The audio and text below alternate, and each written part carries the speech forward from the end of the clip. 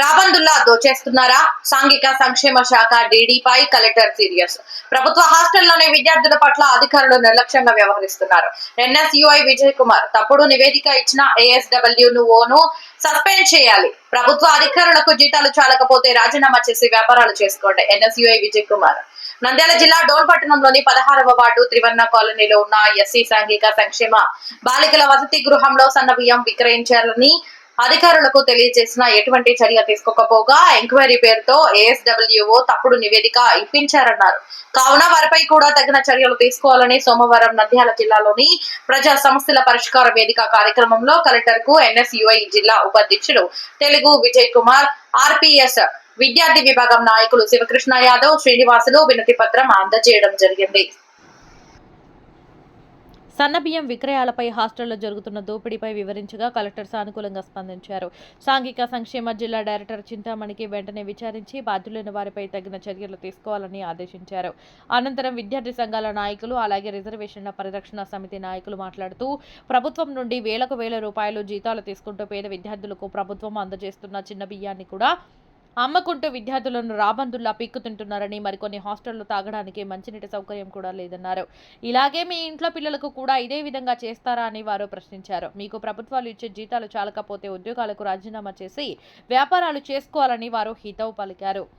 ASWO ఇచ్చిన నివేదికను కూడా పరిశీలించి తప్పుడు నివేదిక ఇచ్చి ఉంటే వారిని వెంటనే చర్యలు తీసుకుని సస్పెండ్ చేయాలని, వీటికి సంబంధించినటువంటి వారందరిపై కూడా సమగ్ర విచారణ జరిపి చట్టరీత్యా చర్యలు తీసుకోవాలని, లేకపోతే ఎన్ఎస్యుఐ ఆధ్వర్యంలో న్యాయ పోరాటం చేస్తామని వారు హెచ్చరించారు.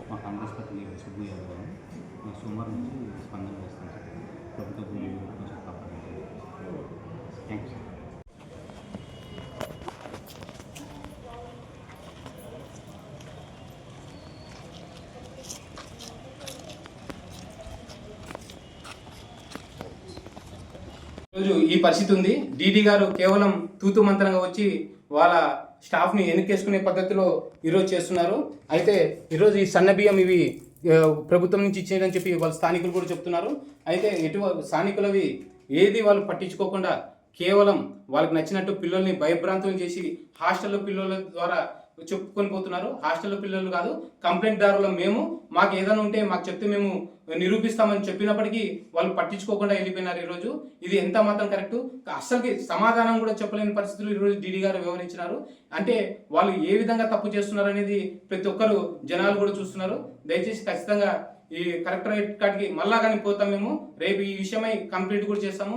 ఎవరు ఇబ్బంది పెడుతున్నారు, ఎవరు చేస్తున్నారు, ఇవన్నీ బయటికి తీసేంత వరకు ఎన్ఎస్యుగా మా పోరాటం కొనసాగిస్తాము.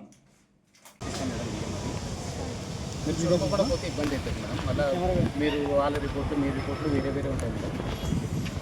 వాళ్ళు చెప్పేది వేరే ఉంది మేడం. మేము మీకు విజువల్స్ వాళ్ళు తీసుకున్న బియ్యంతో సహా చూపిస్తాం మేడం.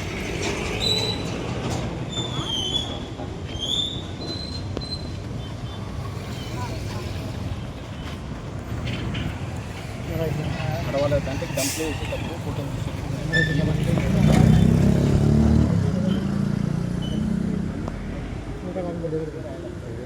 ఏం జరిగిందని పిల్లలకి అన్యాయం జరిగింది.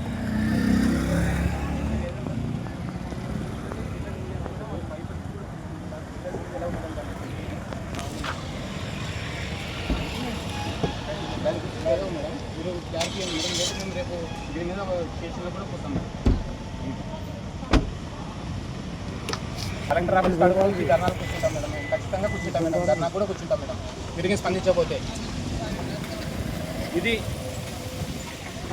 ఇది ఈ విధంగా ఈరోజు మన డీడీ కలెక్టర్ ప్రెజర్తో వచ్చినప్పటికీ ఎటువంటి సమాధానం ఇవ్వకుండా కేవలం వాళ్ళకి అనుకూలమైనటువంటి రిపోర్ట్ రాసుకొని అక్కడ బియ్యం ఉన్నాయని చూపిస్తామని చెప్పినా కూడా చూడకోకుండా వెళ్తున్నారు.